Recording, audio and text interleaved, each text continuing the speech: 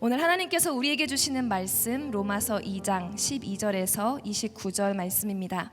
로마서 2장 12절에서 29절 말씀, 저와 여러분이 함께 교독하도록 하겠습니다. 제가 먼저 읽겠습니다.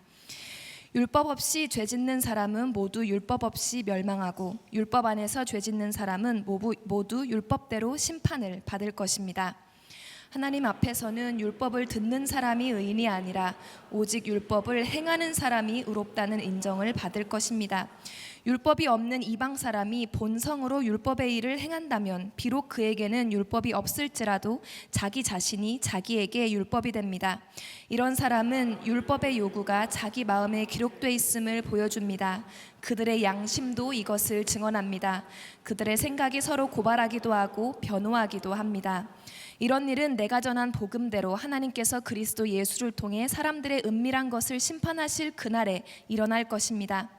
그대는 자칭 유대 사람이라 하고 율법을 의지하고 하나님을 자랑하고 율법의 가르침을 받아 하나님의 뜻을 알고 지극히 선한 것을 분간할 줄 압니다.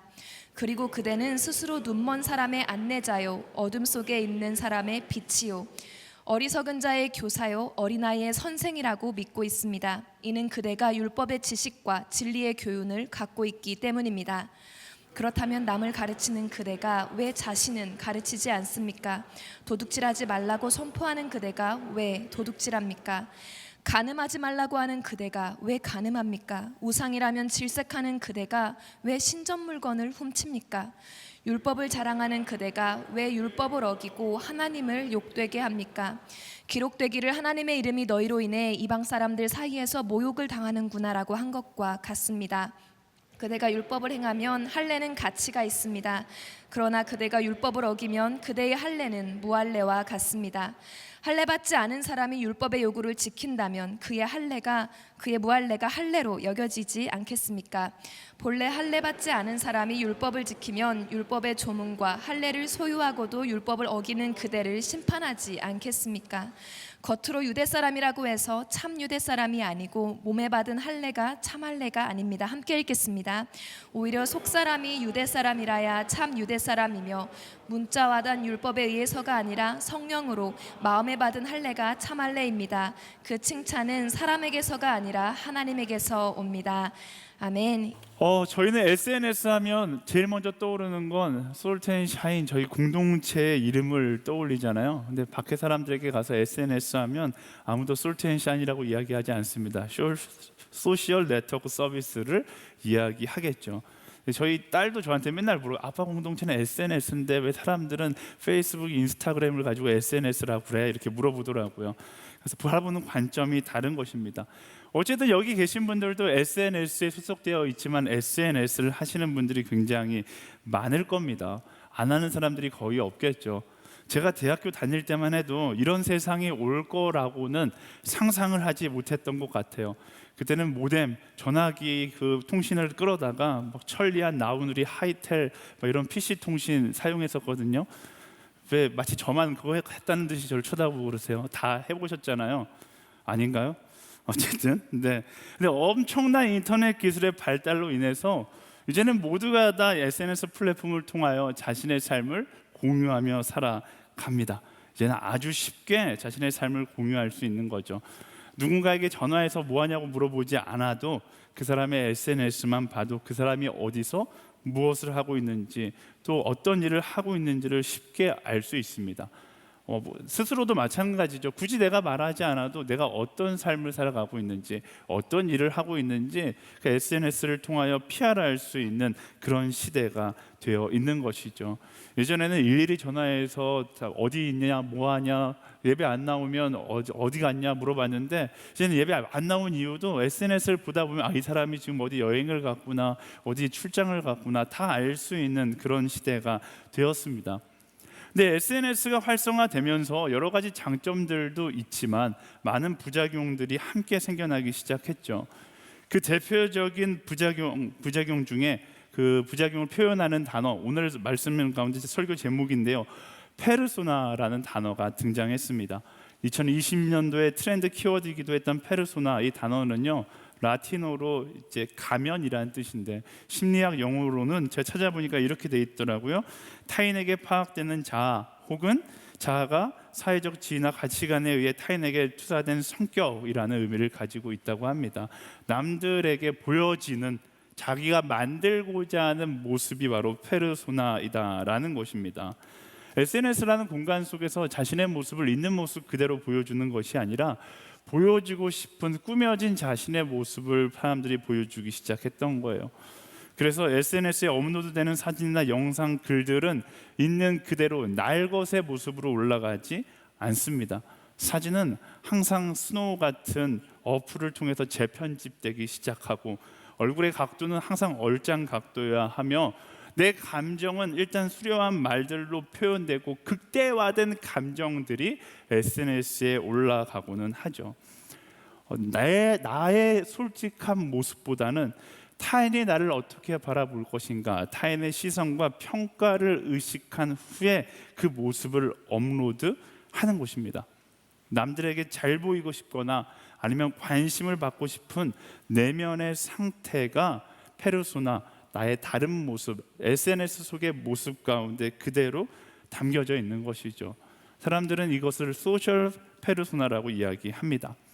그런데 문제는 뭐냐면요, 사람들이 혼란에 빠지기 시작하는 거예요. 소셜 네트워크에 나의 이상적인 다른 사람들에게 보여지고자 하는 모습들을 만들어서 올리다 보니까 어느 순간부터 내가 진짜 모습인지 아니면 온라인상에 SNS상에 올라가 있는 그 모습이 나의 진짜 모습인지 혼란스러워하기 시작하는 거예요.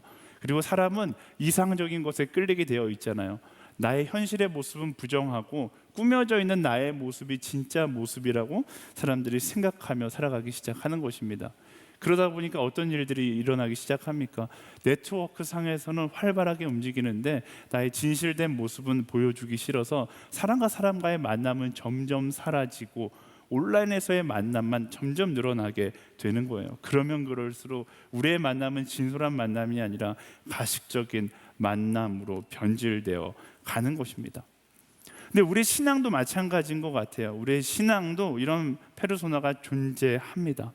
하나님과 나 사이의 관계가 아니라 사람들에게 보여지는 것으로 자신의 신앙을 평가하는 사람들이 생겨나는 것이죠. 성경 말씀 가운데 대표적인 신앙의 페르소나를 가졌던 사람들이 있습니다. 바로 바리새인과 율법학자들이었어요.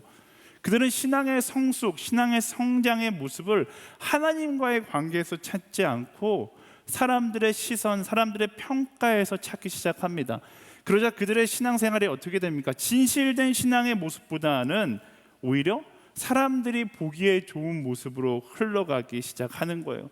그러다 보니까 그들이 평생 동안, 그들의 모든 삶 동안 기다렸던 것이 오실 메시아 예수 그리스도였는데, 페르소나에 빠져있던 그들은 예수님께서 이 땅에 오셨을 때 예수님을 보지 못했고 오히려 예수님을 십자가에 못 박아 버리는 엄청난 어리석은 실수를 범하게 됩니다. 그리고 이 신앙의 페르소나의 문제는 그들에게서 끝난 것이 아니라 흐르고 흘러서 오늘 우리 가운데도 여전히 존재하고 있는 거예요. 우리는 올바른 신앙의 생활을 하고 있다라고 생각하지만 너무나 많은 순간 사람들의 눈을 의식하고 혹은 다른 가치를 따라가다가 정작 중요한 질을 붙잡지 못하고 거짓된 신앙의 모습으로 살아가는 때가 있다라는 것입니다. 착각 속에 빠져 사는 거예요. 나는 올바르게 예수를 믿고 있다, 나는 올바른 신앙생활을 하고 있다라고 착각하고 있는 것이죠. 오늘 말씀 가운데서 사도 바울이요, 이런 신앙의 페르소나에 대해서 경고하고 있습니다. 너 스스로 잘 믿고 있다라고 생각하는데 다시 한번 말씀 앞에 딱 서서 본다라면 과연 너가 잘 믿고 있다라고 이야기할 수 있을까? 사도 바울이 그 질문을 던지는 것이죠. 오늘 이 말씀 가운데 나는 올바른 신앙생활, 진실된 신앙생활을 하고 있는가, 아니면 페르소나, 가식적인 모습으로 신앙생활을 하고 있지는 않은가 한번 점검해 볼 수 있는 우리 모두가 되기를 소망합니다. 12절 말씀 함께 읽어볼까요? 시작. 율법 없이 죄 짓는 사람은 모두 율법 없이 멸망하고 율법 안에서 죄 짓는 사람은 모두 율법대로 심판을 받을 것입니다. 아멘. 당시 유다 사람들이요, 자신들은 참된 신앙을 소유한 사람이라고 생각했습니다. 왜냐하면 그들은 모세를 통해 율법을 받은 사람들이었기 때문에 그래요. 하나님께서 우리 민족은 선택하셔서 율법을 주셨고 이방인들은 율법을 주시지 않았기 때문에 우리는 율법을 소유한 참된 신앙의 소유자이고 이방인들은 영원한 죄인이라고 생각했었던 것입니다. 사도 바울이 바로 이 점에 대해서 지적하고 있는 거예요. 그것 또한 페르소나의 모습이다라고 이야기하는 것이죠. 그 율법을 가지고 있다고, 혹은 그 율법을 읽고 깨달아서 안다고 너희가 참된 신앙을 가지고 있다? 착각하지 말라라는 거예요. 그 율법 자체가 너희의 참된 신앙을 대변해 주지는 않는다라고 이야기합니다. 너무나 당연한 이야기예요. 신앙의 페르소나의 착각 첫 번째가 뭐냐면 바로 이것입니다. 나는 말씀을 알기에 좋은 신앙인이다. 참된 신앙을 간직한 사람이다. 나는 말씀을 알고 깨달았기 때문에 나는 참된 신앙을 소유한 사람이다라고 착각하는 게 바로 첫 번째 실수이다라는 것입니다. 많은 신앙인들이 내가 말씀에 대해서 얼마나 알고 있는가, 얼마나 깨달았는가가 자신의 신앙의 척도, 신앙의 깊이를 이야기한다라고 생각합니다. 하지만 말씀은 그들의 페르소나에 대해 잘못된 착각이다. 너희가 아는 만큼 신앙이 깊다고 생각한다라면 착각이다라고 이야기하죠. 13절 말씀 읽어볼까요? 시작. 하나님 앞에서는 율법을 듣는 사람이 의인이 아니라 오직 율법을 행하는 사람이 의롭다는 인정을 받을 것입니다. 아멘. 너무나 당연한 이야기를 하고 있어요. 율법을 듣는 사람이 되는 것도, 율법을 깨닫는 사람이 되는 것도 목표가 아니다라고 이야기하는 것이죠. 뭐라고 이야기하는 거예요? 그 말씀을 듣고 깨닫고 더 나아가 그 말씀대로 행하는 사람이 되어야 한다라고 강조하는 것이죠. 그렇지 않으면 아무런 의미가 없다라는 거예요. 제가 기도할 때마다, 제가 설교 나누기 전에 항상 기도하잖아요. 말씀을 듣게 하시고 깨닫게 하시고 거기서 멈추는 것이 아니라 깨달은 대로 살아갈 수 있는 용기를 허락하여 주십시오라고 기도하잖아요. 말씀이 우리의 삶과 연결되지 못한다면 아무리 많이 듣고 아무리 많이 깨달아도 그 의미를 상실하게 되어 있다라는 것입니다. 제가 언젠가 함께 나누었었는데요. 오늘 우리는요, 깨달음의 홍수 가운데 살고 있어요. 정보의 홍수 가운데, 깨달음의 홍수 가운데 살고 있습니다. 정말 많은 깨달음들이 책으로 쏟아져 나오고 있습니다. 책뿐만 아니라 인터넷을 보시면 곳곳에 블로그에 그리고 유튜브에 엄청나게 많은 깨달음들이 쏟아져 나오고 있습니다. 많은 사람들이 누군가 깨달은 정보들을 보면서 즐거워하는 것이죠. 그런데 즐거워하는 것뿐만 아니라 한 가지 착각에 빠지는 것이 있는데, 그들이 깨닫는 것을 보고 듣고 깨달으면 그것이 내 것이 되었다라고 착각하는 거예요. 정말 그것이 내 것이 되었을까요? 그렇지 않죠. 깨달아서 내 것이 되었다라면 우리 모두 다 다이어트에 성공했을 겁니다. 그렇잖아요. 엄청나게 많은 다이어트 이론을 꿰차고, 이 가운데 다이어트 이론을 꿰차지 않는 사람이 없을 거예요. 그런데도 우리는 여전히 다이어트 때문에 힘들어요. 그것뿐입니까? 엄청난 연애학 개론들, 수많은 연애에 대한 깨달음들을 우리는 정보 입수하고 또 배우고 공부해서 마치 전문가가 된 것처럼 느끼지만, 우리가 날마다 연애에 실패하는 이유는 무엇입니까? 아직 깨닫는 수준에 머물러 있기 때문에 그래요. 지식으로의 깨달음은 아무 소용이 없습니다. 내 삶 가운데 적용해서 그 깨달음이 실제가 되지 않는다라면 그 깨달음은 다 의미가 없는 거예요. 근데 그걸 모르고 끊임없이 깨닫는 즐거움에 멈춰 있는 사람들이 있어요. 이른바 깨달음에 중독된 것이죠. 깨닫는 순간 그것이 너무나 기뻐요. 그리고 내가 마치 그렇게 살아갈 수 있을 것처럼 여기는 것이죠. 딱 그 자리에 머무는 거예요. 세상은요, 또 기가 막히게 그것을 캐치해서 계속 사람들의 깨달음을 자극하기 위해서 달콤한 말들을 만들어냅니다. 제가 설교하러 올라오기 전에 유튜브에서 이렇게 찾아봤어요. 썸 타는 방법. 얼마나 있을까? 엄청 많아요. 근데 더 놀라운 건 뭔지 알아요? 그걸 본 사람들의 숫자가 100만이 훨씬 넘어간다는 거예요. 그걸 제가 확신하는데, 그걸 찾아보고서 연애에 성공한 사람이 과연 몇이나 있을까? 제가 볼 때 1%도 안 될 거예요. 많은 사람들이 그저 그 달콤한 깨달음에 열광할 뿐이죠. 근데 열광하면 뭐합니까? 깨달음의 기쁨이, 깨달음의 열광이 우리의 인생을 변화시킵니까? 아니에요. 필요한 것은 거기에 있지 않아요. 필요한 건 한 가지를 깨닫더라도 오늘 말씀이 이야기한 것처럼 깨달은 대로 실천하는 삶을 살아가야지 내 삶의 변화가 찾아오는 것이고 그 깨달음이 내 것이 될 수 있는 것이죠. 신앙도 마찬가지입니다. 너무나 많은 사람들이 말씀 가운데 새로운 지식을 발견하고 깨달음을 얻는 것에 중독되어 살아갑니다. 지금 앞서 이야기한 세상의 깨달음의 중독은 저랑은 별로 상관없어요. 근데 지금 이 말씀 가운데 깨달음에 중독된 것은 우리 가운데 너무나 중요한 문제입니다. 여러분, 시중에 엄청나게 많은 신앙 서적들, 우리 신앙에 관련된 엄청나게 많은 강의들, 영상들, 그 말씀들 가운데 새로운 인사이트를 깨닫는 거, 이거 자체를 부정하는 거 아닙니다. 그건 좋은 거예요. 하지만 문제는 깨달음에만 중독되면 안 된다라는 것입니다. 너무나 많은 신앙인들이 깨달음에 중독되어서 마치 깨달으면 그것이 나의 신앙인 것 마냥 착각하면서 살아가는 거예요. 사람들이 착각하니까 오늘날 많은 메시지들이 어떻습니까? 새로운 인사이트, 새로운 깨달음에 집중돼요. 여러분, 오늘날 각광받고 있는, 세계적으로 각광받고 있는 신앙적 권면과 설교가 어떤 것들이에요? 새로운 인사이트, 이전에 없었던 새로운 관점의 말씀 해석과 새로운 인사이트, 사람의 가슴을 두근거리게 하고 울리게 하는 이전에 듣지 못했던 그런 말씀들이 세상 가운데 나타나기 시작하는 거예요. 저는요, 새로운 인사이트 설교 뭐 나쁘다고 생각하지 않아요. 좋아요. 하지만 문제는 뭐냐면 그것에 열광만 하고 변화는 없는 이런 시대의 현상은 정말로 좋지 않다라는 것입니다. 그건 최악인 거예요. 새로운 깨달음, 인사이트 이런 것들은 늘어나는데 신앙인의 삶은 오히려 성장하지 않고 후퇴한다면 우리는 이런 현상에 대해서 진지하게 진단해 볼 수 있어야 하는 것입니다. 이 시대의 많은 청년들이 새로운 깨달음을 추구합니다. 이전에 알지 못했던 새로운 성경적 지혜가 내 안에 전달되는 것을 너무나 기쁨으로 여겨요. 그런데 나의 삶은 수없이 많은 깨달음 가운데 여전히 변화가 없다라면 나는 왜 깨달음 앞에 즐거워하는가에 대한 질문을 해볼 수 있어야 하는 것이죠. 혹시 그 깨달음이 내 신앙을 성장시킨다라고 착각하고 있는 것은 아닌지를 물어볼 수 있어야 하는 것입니다.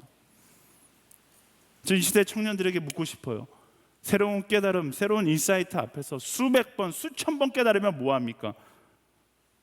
그 말씀 앞에 수백 번, 수천 번 울면 뭐합니까? 두근두근 가슴 떨리면서 뭔가 새로운 정보를 얻은 듯한, 새로운 깨달음을 얻은 듯한 그 감동에 취하면 뭐합니까? 날마다 깨달음에만 취해 새로운 깨달음, 새로운 인사이트만을 기다린다라면 율법을 가졌다고 자신만만해했던 유대인들과 무엇이 다를까요? 여러분, 스스로에게 질문해 보세요. 우리가 수련회 동안 얼마나 많이 깨달았습니까? 수없이 많은 집회 가운데 우리가 얼마나 많이 눈물을 흘렸습니까? 그것이 잘못되었다고 이야기하는 것이 아닙니다. 깨달음이 있어야죠. 새로운 인사이트 있어야죠. 하지만 더 중요한 것이 있어요. 나의 삶과 깨달음을 연결할 수 있어야지만 그 깨달음이 참으로 가치 있는 깨달음이 될 수 있다라는 것입니다. 깨달음에 머물러 있는 것이 아니라 깨달음을 따라 살아가고 있는가를 돌아보고 말씀대로 깨달은 대로 살아갈 용기가 우리에게 필요한 것이죠. 사랑하는 여러분, 혹시 깨달음의 중독에 빠져 깨달음의 희열이 나의 건강한 신앙을 대변해 준다고 생각하고 있다면 그 착각으로부터 벗어나야 합니다. 우리 SNS 앱에도 마찬가지. 너무 좋아요. 뜨겁습니다. 감격이 있어요. 감동이 있어요. 하지만 거기서 끝난다라면, 그 뜨거움에서 끝난다라면, 그 감격에서 끝난다라면, 그 감동에서 끝난다라면 우리 예배는 생명이 없는 예배인 거예요. 여러분, 경계하세요. 수많은 사람들이 이 예배 가운데 막 감격했어요. 이거 오늘 최고의 예배야, 좋은 예배야. 그래요, 좋은 예배겠죠. 하지만 거기서 끝난다라면 우리 예배는 생명이 없는 그냥 콘서트에 불과한 예배가 되는 것입니다. 우리는 깨닫기 위해서 모이는 사람이 아니에요. 예수 그리스도를 따라 살아가기 위해서 모이는 것이죠. 그래서 뜨거운 만큼 움직이는 공동체가 되어야 되고, 깨달은 만큼 사랑하는 공동체가 되어야 되고, 주시는 은혜만큼 선교하는 공동체가 되어야 하는 것입니다. 사람은 많고 기도도 있고 감격도 있고 감동도 있는데 거기에 멈춰 있는 공동체가 된다라면 그건 우리 공동체의 크기만큼 비례해서 부끄러운 공동체가 될 수밖에 없는 것입니다. 사랑하는 여러분, 뜨거운 만큼 내 삶 가운데도 그 뜨거움이 전이 될 수 있어야 하는 거예요. 어떻게 하면 더 많은 것을 깨달을 수 있을까를 고민하는 건 이제 멈춰야 합니다.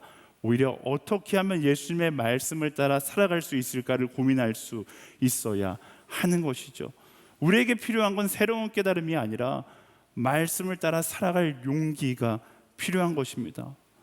깨달음이 내 신앙을 성장하게 해주는 것이 아니에요. 예배 가운데 어떤 감격이 내 신앙의 성장을 의미하는 것은 아닙니다. 예배 가운데 펑펑 흘리는 나의 눈물이 내 신앙의 온전함을 이야기해 주는 것이 아닙니다. 거기에서 멈추면 내 신앙은 생명을 잃어버린 거예요. 중요한 건 그 이유인 거죠. 그 감격이 나의 삶 가운데 이어져야 하는 것이고 그 깨달음이 나의 삶을 통해 실천되어야 한다라는 것입니다. 깨달음이 내 신앙을 성장하는 것이 아니라 그 말씀을 따라 살아가는 액션 하나가 우리의 신앙을 성장시키는 것입니다. 우리 옆 사람에게 이렇게 말씀해 주시겠어요? 깨달은 대로 살아가는 그리스도인이 될지어다. 이렇게 이야기할까요? 아멘. 이어서 17절부터 20절까지 말씀 함께 보겠습니다. 시작. 그대는 자칭 유대 사람이라 하고 율법을 의지하고 하나님을 자랑하고 율법의 가르침을 받아 하나님의 뜻을 알고 지극히 선한 것을 분간할 줄 압니다. 그리고 그대는 스스로 눈먼 사람의 안내자요 어둠 속에 있는 사람의 빛이요 어리석은 자의 교사요 어린아이의 선생이라고 믿고 있습니다. 이는 그대가 율법의 지식과 진리의 교훈을 갖고 있기 때문입니다. 아멘. 사도 바울이 이어서 유대인들의 어리석음을 이렇게 이야기합니다. 그대들은 율법을 의지하고 하나님을 자랑하고 율법의 가르침을 따르고 뜻을 알고 분간할 줄 압니다. 당신은 눈먼 사람들의 안내자이며 어둠 속에 있는 사람들의 빛이고 어리석은 자의 교사입니다. 얼핏 들어보면 칭찬의 말들 같아요. 근데 문제가 한 가지 있다라면 이 모든 말 앞에 한 가지 단어가 더 붙는다는 것이죠. 바로 자칭이에요. 자칭. 너희들은 스스로 그것을 자랑하는 사람들이다라고 이야기하는 것입니다. 유대 사람들은요 자신들의 지식을 자랑하는 것을 굉장히 좋아합니다. 유대교의 특징을 보통 사람들은 이렇게 이야기합니다. 첫 번째 특징은 유대교는 복음을 전하지 않습니다. 왜? 자신들만 구원받은 민족이기 때문에. 하지만 두 번째 특징은 복음을 전하지 않지만 가르치는 것에는 언제나 열심히 있다라는 거예요. 그들이 이방인들을 만나서 그들에게 복음을 전하지는 않지만 그들이 끊임없이 그들을 가르치려고 노력합니다. 그들이 가진 지식으로 그들을 설득하려고 노력해요. 그래서 나온 책이 여러분 다 알고 있는 탈무드라는 책이잖아요. 그들은 자신들의 지식을 가지고 누군가를 변화시키고자 하는 것이 아니라 뭐 하는 거예요? 내가 가진 지식에 대해 자랑하고 인정받는 것을 기뻐했던 것이죠. 내가 가진 지식을 쏟아내므로 누군가에게 존경받고자 했던 것이 그들이 그 지식을 끊임없이 가르쳤던 이유였다라는 것입니다. 그리고 그 가르침을 통해서 돌아오는 인정과 존경이 그들은 뭐라고 생각했을까요? 그것이 내가 참된 신앙을 소유했다라는 증거라고 생각했던 거예요. 근데 사도 바울은 뭐라고 얘기합니까? 정작 그 가르침을 통해 성장했던 건 신앙이 아니라 너희들의 교만이었다라고 이야기하고 있는 것입니다. 신앙의 페르소나 착각 두 번째는 나는 가르칠 수 있는 사람이기 때문에 좋은 신앙을 가진 사람이다라고 착각하는 것입니다. 앞서 언급한 첫 번째 페르소나랑 연결이 되어 있어요. 첫 번째가 깨달았기 때문에 내가 좋은 신앙을 가진 사람이라고 생각하는 거였잖아요. 깨달은 사람의 항상 연결되는 특징은 유대인처럼 자랑하고 싶어 하는 마음인 것입니다. 자랑하고 싶어 하는 마음이에요. 유대인들은 복음을 전하지는 않지만 가르침으로 자신의 지식을 자랑하고 싶었어요. 자신이 가진 지식들을 가르치는 일에 집중하면서 사람들의 인정을 받고 사람들이 자신들을 향하여 지혜자라고 이야기하기를 굉장히 소망했었죠. 그리고 많은 사람들이 자신의 가르침에 열광하고 존경과 시선과 칭찬을 했겠죠. 그러자 어떻게 되는 겁니까? 많은 사람들의 박수 속에서 자신들의 우월함과 선민의식에 취해서 나는 사람들이 인정하는 자신들이 말하는 대로 가르치는 대로 살고 있는 사람이라고 착각하기 시작한 것입니다. 그게 바로 유대인들의 모습이다라고 사도 바울이 이야기하는 거예요. 하나님 앞에서 나의 모습의 가치를 따지는 것이 아니라 사람들의 인정과 사람들의 박수 속에서 나는 사람들이 인정해 주니까, 사람들이 박수 쳐 주니까 참된 신앙을 소유한 사람이다라고 착각하고 있었다라는 거예요. 사도 바울이 그런 유대인들을 향해서 이렇게 이야기합니다. 21절부터 23절까지의 말씀 읽어볼까요? 시작. 그렇다면 남을 가르치는 그대가 왜 자신은 가르치지 않습니까?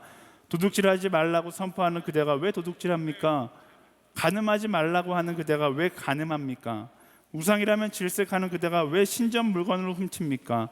율법을 자랑하는 그대가 왜 율법을 어기고 하나님을 욕되게 합니까? 아멘. 유대인들은 가르치는 페르소나에 속아서 정작 그들의 실상은 말씀을 따르지 않는 삶이었는데, 입술은 말씀을 가르치고 있었지만 삶은 말씀을 이미 떠난 삶이었는데 그 떠난 삶의 모습을 보지 못하고 있다라고 이야기하는 거예요. 사도 바울이 바로 그 핵심을 지적하고 있는 것이죠. 가르치는 사람과 배우는 사람을 나누어서 나는 가르치는 사람이기에 나는 너희들과 다르다라는 착각에 빠져 있다라는 것을 지적하는 것입니다. 자신들은 가르침의 자리에 있기 때문에, 또 많은 사람들이 자신을 우러러 보니까, 존경하니까, 선생이라는 위치 가운데 있으니까 그 위치에 취해서 나의 신앙은 옳은 방향을 향해 가고 있다라고 착각하고 있다라는 거예요. 하지만 실상은 어떻습니까? 오늘 사도 바울이 이야기했던 것처럼 정반대이다라는 것입니다. 오늘도 마찬가지예요. 우리는 이 페르소나에 빠지지 않기 위해서 주의해야 합니다. 대표적으로 설교하는 목회자들이 사실 이 페르소나에 빠지기 굉장히 쉽죠. 항상 말씀을 전하고 누군가에게 영적 조언을 해야 하는 입장이기 때문에 그 자리에 서 있으면 어느 순간 나는 참된 신앙이라는 착각에 빠지기 쉬운 것입니다. 그래서 제가 항상 나누지만 목회자를 너무 축혀 세우면 안 돼요. 연예인 보듯이 봐서는 안 됩니다. 가끔씩 제가 이제 가다가 만나면 목사님 가까이서 보니까 연예인 보는 것 같아요 뭐 이러는데, 그러지 마세요. 그럴 필요 없어요. 목회자도 똑같은 사람입니다. 목회자를 향해서 너무 칭찬해서도 안 돼요. 오히려 겸손할 수 있도록 사랑의 잔소리를 할 수 있어야 하는 것입니다. 그게 목회자를 사랑하는 방법인 거예요. 그래야 겸손해지는 것이죠. 오늘 장로님과 식사를 하는데 장로님이 목사님, 제가 목사님이 아닌 길로 갈 때는 제가 잔소리 하겠습니다 이렇게 말씀하시는 거 너무 감사했어요. 그게 목회자가 겸손해질 수 있는 방법인 것입니다. 또 목회자를 볼 때 대단한 사람 보듯이 우러러 보는 것이 아니라 그 목회자를 보면서 불쌍히 여길 수 있어야 하는 거예요. 야, 저 사람도 나랑 똑같이 연약한 사람인데 저 자리에서 저렇게 거룩한 척 괜찮은 척 하느라 얼마나 힘들까. 목사가 설교를 하면 야, 우리 목사님은 진짜 저렇게 사나보다 대단하다 박수 치는 게 아니에요. 그렇게 못 살아요. 저도 그렇게 살아서 설교하는 것이 아니라 이 살아서 설교하는 것이 아니기 때문에 이 자리에서 엄청난 부담감을 가지고서 선포하는 거예요. 나도 그렇게 여러분들과 함께 살도록 노력하겠습니다 라고 이야기하면서 선포하는 것이죠. 그 모습 보면서 야, 저 연약한 인간이 또 저렇게 설교한 대로 살려고 하면 얼마나 힘들까. 내가 기도해야겠다 이렇게 바라볼 수 있어야 하는 것이죠. 목회자뿐만 아니라 모든 리더들, 신앙의 연륜에 있는 모든 사람들이 이 페르소나가 주는 착각에 대해서 주의할 수 있어야 합니다. 내가 말할 수 있다고, 내가 가르칠 수 있다고 해서, 또 사람들이 나를 인정해 준다고 해서 내가 올바른 신앙을 가지고 있는 것은 아니다라는 것입니다. 참된 신앙에는 언제나 오히려 겸손이 바탕이 될 수 있어야 하는 거예요. 제가 항상 나누듯이 내가 말하는 모든 것이 나의 영광이 아니라 하나님의 영광임을 기억하는 겸손이 우리 안에 있어야 하는 것입니다. 그 영광을 기억하지 못한다면 차라리 말하지 않는 것이 지혜인 거예요. 제가 리더십을 콜링할 때 많은 사람들, 거의 대부분의 사람들이 거절할 때 똑같은 멘트를 합니다. 목사님, 나는 리더로 섬길 자격이 없어서 못할 것 같아요. 목사님, 나는 섬길 자격이 없어요. 그런데 여러분 아시잖아요. 오히려 그 한마디가 당신이 자격이 있음을 이야기해 주는 거예요. 그러기 때문에 리더의 자리에 섬기는 것이고, 내가 할 수 없다라고 이야기하기 때문에 그 겸손으로 인해서 순장의 자리에, 다락방장의 자리에, MC의 자리에 설 수 있는 것입니다. 제가 만약에 이제 몇 달 지나지 않아서 순장 콜링을 하는데 정말로 하기 싫으면 거절할 수 있는 방법을 말씀드릴게요. 제가 전화를 딱 하면 순장 하실래요? 말하면 이야기하세요. 목사님, 저는 가르칠 수 있는 능력도 탁월하고요, 보통 사람보다는 훨씬 잘할 수 있어요. 모두가 인정하는 최고의 리더, 역시 목사님은 본 눈이 있어요. 제가 할게요. 이렇게 이야기하면 제가 더 이상 묻지 않고 전화를 끊도록 하겠습니다. 사랑하는 여러분, 세상에 더 나은 사람은 아무도 없습니다. 더 나아서 목사가 된 것도 아니고, 더 나아서 리더가 된 것도 아니고, 더 나아서 순장이 된 것도 아니고, 더 나은 사람이 이게 선교사가 된 것도 아닙니다. 우린 다 같이 십자가가 은혜가 없으면 아무것도 아닌 존재가 우리예요. 다 똑같은 거예요. 누구 하나 더 잘난 사람은 없습니다. 하나님의 은혜 빼면 모두가 죽어 마땅한 죄인일 뿐인 것입니다. 참된 신앙은요, 얼마나 많은 지식이나 능력을 가졌는가, 얼마나 많은 세상 사람들에게 칭찬을 받는가, 내가 가르칠 수 있는가 없는가, 이것으로 증명하는 것이 아닙니다. 참된 신앙은 방금 나눴듯이 내가 죄로 죽을 수밖에 없는 죄인이라는 사실을 아는 것이 참된 신앙인 거예요. 그것을 알기에 언제나 겸손과 감사가 사라지지 않고 간직되는 것, 그게 바로 참된 신앙의 증거인 것입니다. 내가 가르칠 수 있다라고 해서 참된 신앙인이 아니라 나는 가르칠 자격조차 없는 존재고 하나님의 은혜가 없으면 죽어 마땅한 죄인이라는 것을 알기에 언제나 겸손의 자리에 언제나 감사의 고백을 할 수 있는 것, 그게 참된 신앙인의 모습인 것이죠. 우리 옆 사람에게 이렇게 선포하겠습니다. 당신의 자리에서 겸손과 감사를 간직할지어다. 이렇게 선포할까요? 아멘. 마지막으로 28절 29절 말씀 함께 읽어보겠습니다. 시작. 겉으로 유대 사람이라고 해서 참 유대 사람이 아니고 몸에 받은 할례가 참 할례가 아닙니다. 오히려 속 사람이 유대 사람이라야 참 유대 사람이며 문자화된 율법에 의해서가 아니라 성령으로 마음에 받은 할례가 참 할례입니다. 그 칭찬은 사람에게서가 아니라 하나님에게서 옵니다. 아멘. 사도 바울이 드디어 할례에 대해서 이야기합니다. 할례가 무엇입니까? 할례는 하나님께서 이스라엘 백성을 선택하실 때 너희는 나의 언약 백성이다라고 주셨던 증거의 표시였어요. 유다 사람들은 이 할례를 자신들의 언약 백성이라는 증거로 여기고 자부심을 가지고 할례를 받아야 참된 하나님의 민족이고 참된 신앙인이라고 생각하며 그 할례를 그때부터 지금까지 자랑하며 살아왔습니다. 사도 바울은 뭐라고 이야기해요? 사도 바울은 그 할례라는 증거가 중요한 것이 아니라 오늘 너희가 성령 충만한 가운데 있느냐가 중요한 것이다 라고 이야기해요. 과거에 하나님의 민족으로 선택받았느냐가 중요한 것이 아니라 오늘 하나님의 민족으로 살아가고 있는가가 중요한 것이다 라고 이야기하는 거죠. 생각해 보세요. 하나님께서 할례를 이스라엘 민족에게 주실 때 어디에 주셨어요? 여러분 다 아시잖아요. 제가 지금 유튜브로 나가면서 차마 제 입술로 할례가 무엇인지 자세하게 설명할 수 없을 만큼 은밀한 곳에 받는 것이 할례잖아요. 근데 왜 그토록 은밀한 곳에 주셨을까요? 이왕 주실 거 이마에다가 할례 이렇게 새기고 다니면 모두가 다 볼 수 있고, 와, 하나님 선택한 민족이야 이렇게 볼 수 있고 얼마나 좋겠어요. 근데 하나님께서 이마 가운데 생기지 않고 은밀한 곳에 새겼던 이유가 무엇입니까?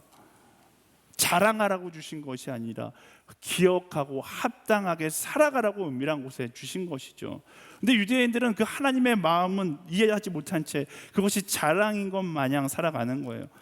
그래서 바울이 그들의 어리석음을 말하고 있는 것입니다. 조상들의 할례가 너희의 신앙을 대변해 주지 않는다.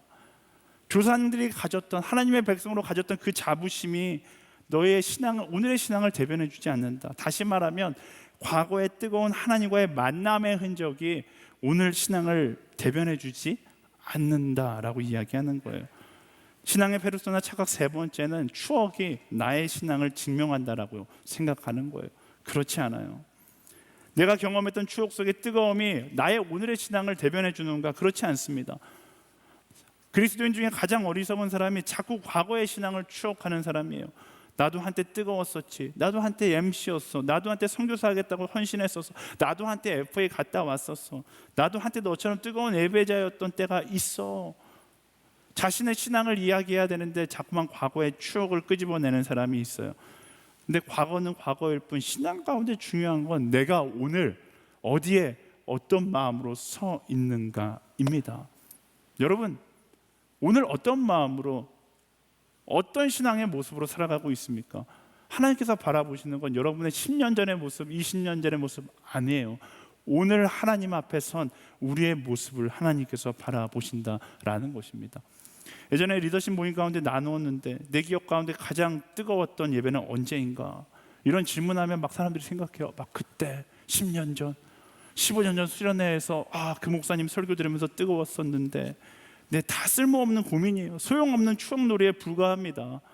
중요한 건 뭐예요? 나는 오늘 얼마나 뜨거운 예배자인가? 구원파 같은 질문 하지 마시고요.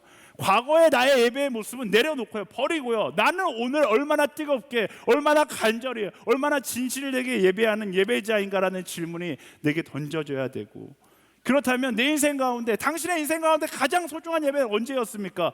모든 그리스도인에게 이 질문은 동일해요. 그리고 이 질문의 답은 동일해요. 뭐예요? 바로 오늘 내가 드리는 이 예배가 내 인생 가운데 가장 소중한 예배이고 가장 중요한 예배이고 가장 감격적인 예배이다. 이 질문에 답을 할 수 있어야지 참된 그리스도인이고 참된 신앙인인 것이죠. 사랑하는 여러분, 과거 예배의 감격에 젖어 있지 마십시오. 2017년도 카운트다운 예배에 젖어 있을 필요 없어요. 오늘의 예배 가운데, 오늘 우리가 함께하는 예배 가운데, 오늘 나의 신앙의 모습 가운데 우리는 더 진실해야 되고 더 솔직할 수 있어야 하는 것입니다. 사랑하는 여러분, 참된 신앙에는요, 과거형이 없어요. 신앙은 언제나 현재형입니다. 참된 신앙은 과거의 영광의 순간이 말해주지 않습니다. 과거의 기억을 증거 삼아 살아가는 것이 아니라 오늘 내가 참된 신앙의 증거가 되어 살아가는 것이 참된 그리스도인의 모습인 거예요. 많은 사람들은 내 믿음의 증거를 가지고 살아가고 싶어 합니다. 아니요, 하나님은 믿음의 증거를 가지고 살아가라고 말씀하지 않고 너가 오늘 믿음의 증거가 되어 살아가라고 말씀하시는 거예요. 과거에서 믿음의 증거를 찾는 것이 아니라 오늘 나의 모습 가운데 하나님의 살아계신, 그 살아계신 하나님을 믿는 증거로 살아갈 수 있는 우리 모두가 되기를 예수님의 이름으로 축원합니다. 우리 옆 사람에게 선포하겠습니다. 오늘 뜨거운 예배자로 서게 될지어다. 이렇게 선포할까요? 아멘. 말씀을 정리하겠습니다. 사도 바울이 이야기하는 착각하기 쉬운 신앙의 페르소나 세 가지를 나누었어요. 첫 번째 착각은 나는 말씀을 알기에 좋은 신앙인이다라고 착각하는 거예요. 나는 많이 깨달았기 때문에, 깨달음의 감격을 경험했기 때문에 나는 참된 신앙인이다. 내가 그때 얼마나 울었는지 알아? 내가 그때 그 설교 듣고, 내가 그때 그 책 읽고, 그 영상 보고 얼마나 뜨거운 심장을 경험했는지 알아? 근데 그것이 우리의 신앙을 대변해 주지 않는다라는 거예요. 참된 신앙은 그 뜨거운 깨달음에 있는 것이 아니라 깨달음을 나의 삶 가운데 연결하는 것이 참된 신앙이다라는 것입니다. 말씀과 삶을 연결해 그 말씀을 따라 살아가는 그리스도인이 되기를 예수님의 이름으로 간절히 축원합니다. 아멘. SNS 공동체는요, 우리는 감격의 예배에서 멈추는 공동체가 아니에요. 뜨거운 열정만으로 멈추는 공동체가 아니에요. 눈물로 끝나는 공동체가 아닙니다. 이렇게 많이 모였잖아요. 하나님께서 이렇게 많이 모이게 하신 데에는 이유가 있어요. 우리는 이만큼 더 움직여야 되고 이 열정을 가지고 세상 가운데 나아가 예수 그리스도의 십자가 사랑을 더 이야기해야 되는 책임이 있어요. 그냥 이 자리에 모여서 우리가 함께 뜨겁게 예배하고 감격 있게 예배하고 보기 좋은 예배 드리면 그게 끝이에요. 생명은 없는 예배가 되는 거죠. 그건 하나도 중요하지 않아요. 진짜 중요한 건 한 가지를 깨달아도 그 깨달음을 따라 내 삶 가운데 살아갈 수 있는가가 중요한 것이죠. 참된 그리스도의 그 생명을 가지고 살아갈 수 있는 우리 모두가 되기를 예수님의 이름으로 축원합니다. 신앙의 페르소나 착각 두 번째, 나는 가르칠 수 있는 좋은 신앙인이다라는 착각입니다. 그렇지 않습니다. 가르칠 수 있다라고 참된 신앙인이 아닙니다. 많은 사람들이 박수 쳐준다고 해서 참된 신앙인도 아닙니다. 우리 모두는 예수 그리스도 십자가 은혜 아니면 죽을 수밖에 없는 죄인에 불과하다, 그 사실을 아는 것이 참된 신앙입니다. 누군가 나에게 박수 쳐줄 때 그것을 기뻐서 그냥 받아들이는 것이 아니라, 이 박수는 내가 받을 것이 아니라 오직 한 분 하나님께서 받으셔야 합니다라고 말할 수 있는 신앙 고백이 참된 신앙 고백이다라는 것입니다. 그 하나님의 은혜를 알기에 언제나 겸손과 감사가 내 삶 가운데 사라지지 않는 것, 그게 바로 참된 신앙인의 모습인 것이죠. 여러분의 삶 가운데 그 겸손과 감사가 여전히 존재하고 있습니까? 아니면 교만의 자리에 서 있지는 않습니까? 하나님께서 그 교만의 자리에서 내려와서 겸손과 감사의 자리에 서기를 원하십니다. 신앙의 페르소나 착각 세 번째, 추억이 나의 신앙을 증명한다. 그렇지 않습니다. 과거는 과거일 뿐 참된 신앙은 과거의 영광이 증명해 주지 않습니다. 오늘 우리의 모습이 참된 신앙의 증거라는 사실을 기억하고 오늘의 뜨거움으로 나의 신앙을 채워 나아갈 수 있는 우리 모두가 되기를 예수님의 이름으로 축원합니다. 아멘. 사랑하는 여러분, 다른 것이 새로운 것이 아닙니다. 매일 매순간 하나님과 함께하는 것이 새로운 것이고요. 내가 할 수 있는 것이 있어서 것이 있어서 능력이 있는 것이 아닙니다. 나와 함께 하시는 하나님의 능력이 있으시기에 우리는 그 하나님을 믿고 은혜로 살아가는 것입니다. 과거의 신앙이 나의 신앙을 보증해 주는 것이 아닙니다. 매일마다 함께 하시는 하나님, 그 성령께서 우리의 신앙 가운데 확신으로 함께 하시는 것이죠. 과거에 머물러 있지 마시고요. 오늘 내 안에 역사하시는 그 하나님을 바라보고 그 하나님 앞에서 겸손과 감사의 고백을 할 수 있는 우리 모두가 되기를 예수님의 이름으로 축원합니다. 아무것도 아닌 우리를 선택하여서 하나님을 예배하는 예배자, 이 땅 가운데 복음을 증거하는 증거자로 삼으신 우리 하나님의 놀라운 계획하심 가운데 우리 감사와 영광의 박수드리며 나아갑시다. 아멘.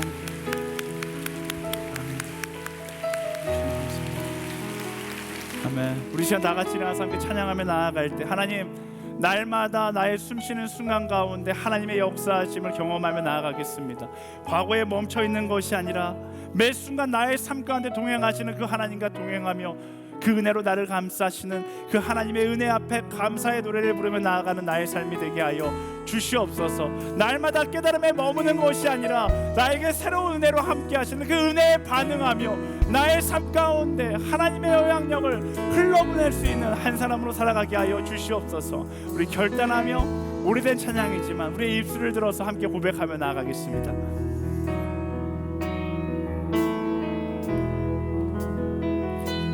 날마다 숨쉬는 순간마다 내 앞에 어려운 일 보내 주님 앞에 이 몸을 맡길 때 슬픔 없네 두려움. 다시 한번 고백할까요? 날마다 숨쉬는 순간마다, 날마다 숨쉬는 순간마다 내 앞에 어려운 일 보내 주님 앞에 이 몸을 맡길 때 슬픔 없네. 그 동행하는 자가 누리는 참된 축복, 주님의 그 자비로운 손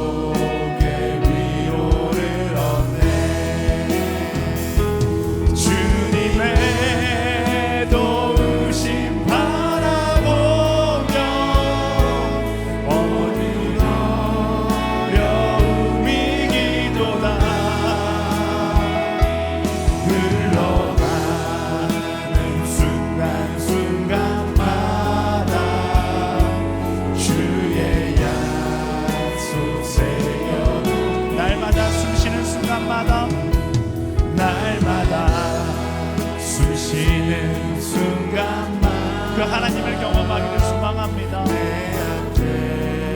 하나님은 매 순간마다 나와 동행하시고 나의 지식 가운데 거하는 것이 아니라 우리 삶 가운데 동행하시는 그 하나님을 고백합니다. 슬픔 없네, 두려움 없네, 주님의 그 자비로운 손길 항상 좋은 것 주시도다.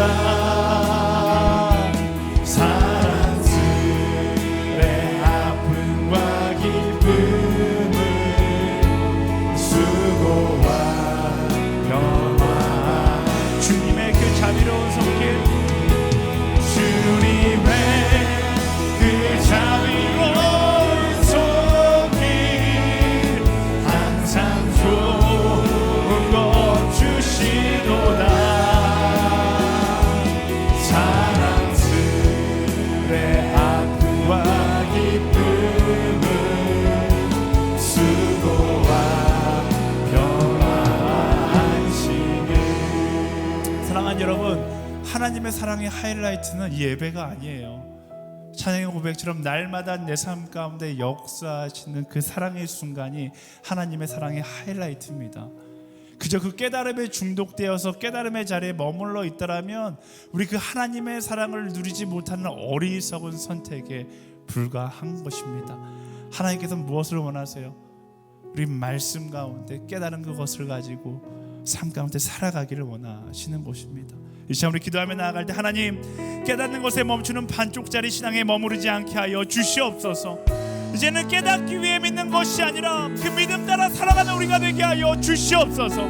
감정적인 문제 가운데 감정적인 기쁨에 멈춰있는 것이 아니라 더 크고 놀라운 하나님의 역사심이 있는 나의 삶의 자리로 나아가 그 깨달음을 따라 살아가는 우리가 되게 하여 주시옵소서.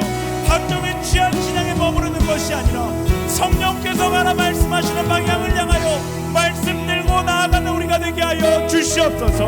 우리 소원하는 자마다 우리 주여 한 번에 지어 간절히 기도하며 나아가겠습니다. 주여, 하나님, 그렇습니다. 하나님, 우리가 그냥 예배하는 것 자체로 끝나지 않기를 원합니다. 그냥 뜨겁게 깨달은 대로 멈추지 않기를 원합니다. 감격에서 멈추지 않기를 원합니다. 깨닫게 하시는 그 하나님의 깨닫게 하심을 따라 열방을 향하여 나아갈 수 있는 우리 모두가 되게 하여 주시옵소서. 성령께서 가라 말씀하시는 그 방향을 향하여 나아가는 믿음의 사람들이 되게 하여 주시옵소서. 멈추지 않고 깨닫는 그 자리에서 멈추지 않고 깨닫게 하시는 그 하나님을 따라 나아가게 하여 주시옵소서. 하나님, 깨달음의 기쁨에 취해 살아가는 것이 아니라 참된 그 말씀을 따라 나아가는 믿음의 사람들이 되게 하여 주시옵소서. 이끄시는 그 하나님께 우리의 삶을 맡겨놓고 우리의 삶 가운데 살아 역사하시는 그 하나님의 계획하심을 따라 나아갈 수 있게 되기를 소망합니다. 감격에 취해서 제자리에 머물러 있는 우리 성시간이 깨닫게 하시는 그 성령의 인도하심을 따라 용기 내어 한 발 한 발을 믿을 수 있는 믿음의 사람이 되게 하여 주시옵소서. 성령께서 가라 말씀하시는 그 방향을 향하여 나아갈 수 있는 그 담대함이 우리 가운데 있게 하여 주시옵소서. 감정에 취한 신앙에 머무르는 것이 아니라 말씀하시는 그 방향을 향하여 나아갈 수 있게 하옵소서. 하나님, 혼자 살아가는 것이 아니라 말씀을 따라 살아가는 용기가 우리 안에 필요한 것입니다. 그 용기 가지고 나아가는 믿음의 사람들이 될 수 있도록 인도하여 주시옵소서. 그 용기 가지고 나아가는 하나님의 사람으로 살아가게 하여 주시옵소서. 깨달은 그 자리에서 이곳이 주 싸우는 주님, 내가 여기에 머무르겠습니다. 그 어리석은 고백을 멈추게 하여 주시고 말씀 따라 나아가는, 말씀 따라 걸음걸음을 내딛는 하나님의 사람들이 되게 하여 주시옵소서. 주님, 그렇습니다. 그런 한 사람이 되기를 소망합니다. 그런 하나님의 사람이 되기를 소망합니다. 주님,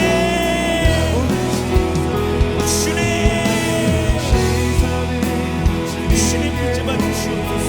하나님,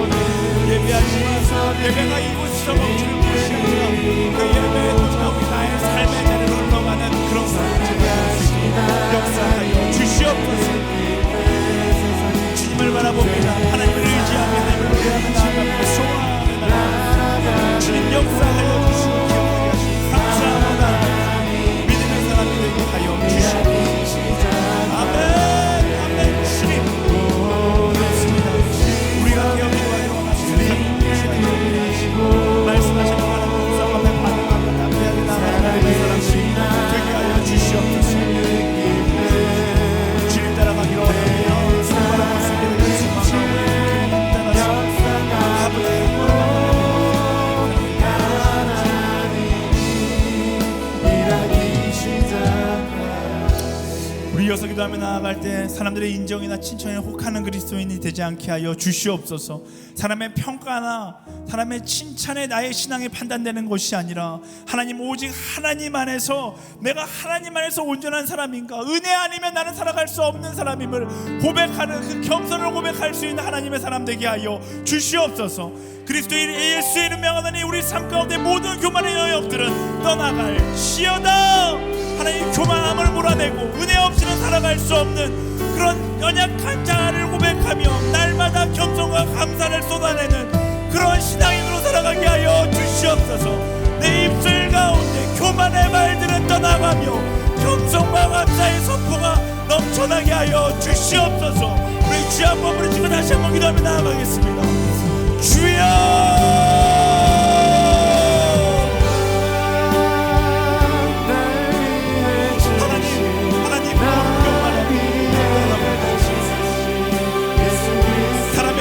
받고 싶어하는 그런 교만한 마음 떠나가게 하여 주시옵소서.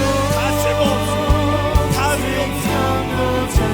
주님과 어차피 주실 수밖에 없는 은혜로 다시 살리시면서 기억하고 그 은혜를 따라 나아가는 믿음의 사람이 되게 하여 주시옵소서.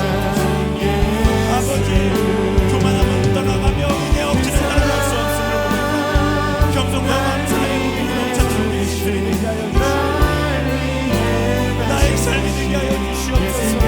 채우신 하나님, 우리의 마음을 나아가고 이끄신 하나님, 우리의 마음을 나아가고 주님 보게 하여 주시고 주님 따라가게 하시며 교만을 떠나가 은혜 없이는 살아갈 수 없다는 그 겸손의 고백이 나의 고백 가운데 넘쳐나게 주시옵소서. 아멘.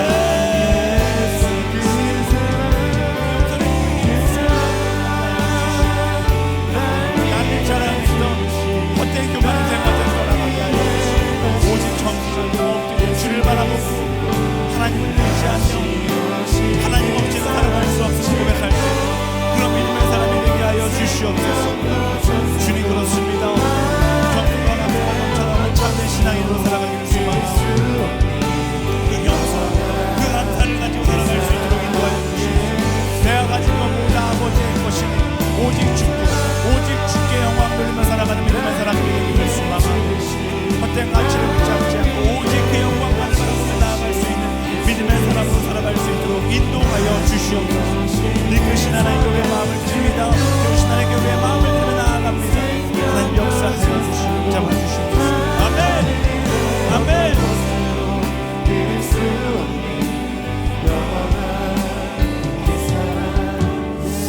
우리 시간 마지막으로 기도하며 나아갈 때 하나님의 추억에 젖은 과거의 취해 사는 그리스도인이 되지 않게 하여 주시옵소서. 지금 이 순간도 날마다 채우시는 그 은혜 앞에 더욱더 반응하며 오늘도 뜨겁고 오늘도 간절히 예배하며 오늘도 말씀을 따라 나아가는 하나님의 사람으로 살아가게 하여 주시옵소서. 내 신앙의 흔적으로 오늘의 신앙을 판가름 내는 것이 아니라 오늘 내가 서서 얼마큼 그 말씀을 따라가는지를 돌아보며 말씀, 오늘 가운데 그 말씀을 따라가는 한 사람으로 주님 살아가게 하여 주시옵소서. 오늘도 말씀하시는 그 하나님의 음성에 반응하는 우리가 되게 하여 주시옵소서. 나의 삶, 나의 신앙을 주님께 다시 한번 맡겨드리며 우리 주여 한번 부르짖고 다시 한번 간절히 기도하며 나아가겠습니다. 주여,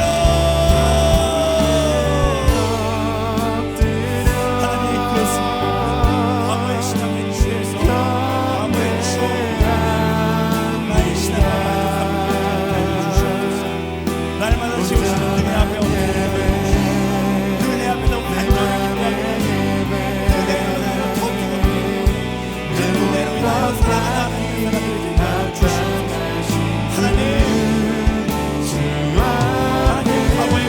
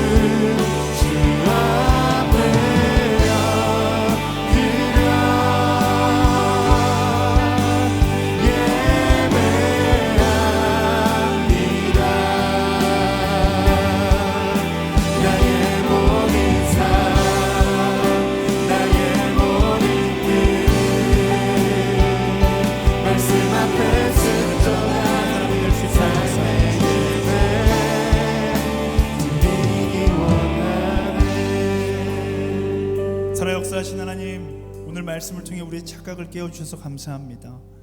말씀 앞에서 새롭게 깨닫는 것을 즐거워했지만 깨달은 대로 살아가지 못했던 우리의 모습을 용서하여 주시옵소서. 깨달음에 중독되어 새로운 깨달음을 찾아 방황하는 영혼이 되지 않게 하여 주시고, 날마다 나에게 말씀하시는 그 하나님의 말씀 앞에 반응함으로 하나를 깨달아도 깨달은 대로 살아가는 우리 모두가 되게 하여 주시옵소서. 우리 안에 있는 모든 교만함을 버리게 하여 주시고, 세상의 칭찬이나 사람들의 박수 소리에 흔들리지 않게 하시며, 은혜 아니면 우리 역시 죽어야만 하는 죄인임을 기억하여 언제나 겸손과 감사로 살아갈 수 있는 우리 모두가 되게 하여 주시옵소서. 또한 과거의 영광이나 과거의 열정을 추억하는 어리석은 신앙의 모습을 내려놓게 하시고, 어제보다 오늘 더 뜨겁게 불타올라 말씀하신 그 길을 향해 달려나아갈 수 있는 하나님의 사람, 열정의 사명자, 전심의 예배자로 살아가게 하여 주시옵소서. 하나님께서 우리를 이곳에 부르신 데는 분명한 이유가 있는 줄 압니다. 우리가 이 자리에서 함께 예배하며 기뻐하며 감격하는 것으로 예배를 끝내는 것이 아니라 나의 삶 가운데 하나님의 감격을 오롯이 전달할 수 있는, 흘려보낼 수 있는 그런 한 사람 참된 예배자로 주님 살아가게 하여 주시옵소서. 그렇게 인도하신 하나님께 모든 것을 맡겨드리며 살아계신 예수 그리스도의 이름으로 간절히 기도드립니다. 아멘. 우리 기도 가운데 함께 하신 하나님께 감사의 영광을 받습니다.